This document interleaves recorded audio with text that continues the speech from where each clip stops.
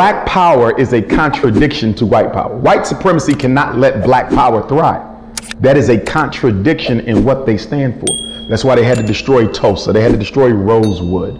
Okay, they had to destroy Charleston, South Carolina, Wilmington, North Carolina, because black power in a white racist system is a contradiction. Which is why when we talk about black empowerment, we got to recognize that at the end of that conversation has to be something that deals with a black militia or a black military, because they're coming to tear it down. White people cannot help but destroy things that are progressively black. It is in their DNA. How do we get to the point where we can prevent the tear down, or is that possible? You got to have a military in place. But if you're in America, there's really no way that a minority is going to stop, a numerical minority in this country is going to stop a numerical majority who wants to destroy what they built.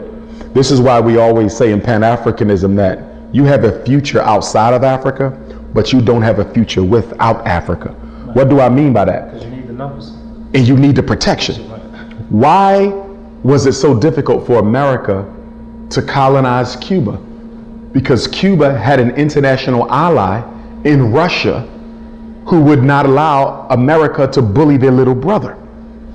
So we need to build a relationship with certain African nations, it doesn't have to be the whole continent, who have a strong enough influence on the United States government to give them pause if they do anything to work against our best interests. But the problem right now is no African nation is strong enough to give America pause. So as long as Africa is weak, Black America will be weak. Black America will never be strong without a black, strong Africa.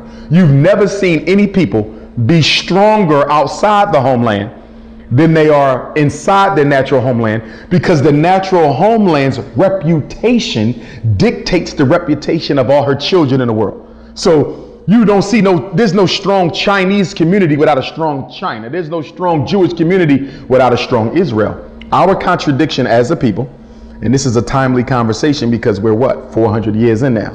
We're starting our new 401st year, 5th century, new decade, into the quadricentennial. As we go into 2020, we're ending so many cycles and starting a new one. We still haven't got it yet. There will be no strong black Africa, no strong black America without a strong black Africa. So you have to invest in Africa. You have to go back home, because whether you want to live there or not is irrelevant. Most of us think, if I don't plan on living in Africa, I don't need to be worried about Africa. You are so politically immature. The way you are treated is a direct reflection of the way Africa is viewed.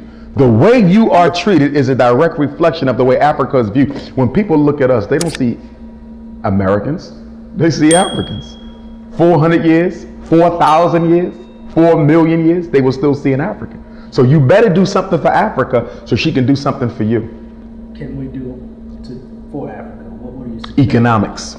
Actually, I don't even want to limit to that. Education. Almost anything that Black America needs, Black Africa needs. But because the financial exchange rate is so much greater because of the economic devastation on the continent, your money goes so much further in Africa. And one of the questions I always get from brothers and sisters in Africa, we were just there this past summer for the year of return. They say, why do y'all go through all that hell competing with white businesses when you can come and open your business here and you don't have no white competition? They don't understand it. They say some of those African-American businesses that are failing in America would be multi-million-dollar businesses here in Africa. Why don't y'all just come here and invest? Because we don't have an international perspective. We have disidentified from being black, and we would rather be psychologically homeless. We would rather be psychologically homeless than connected to Africa. And that is insane. And by the way, we're the only psychologically homeless people in America. Mexicans know they Mexican. Chinese know they Chinese. And then you get Negroes who say, well, I ain't from Africa. I wasn't born in Africa. Well, neither was the Chinese American. He's 6th generation USA, but he's still Chinese. That flag still waves in that house because he knows his origin. You have to know your origin and you have to claim it. We're the only ones who don't.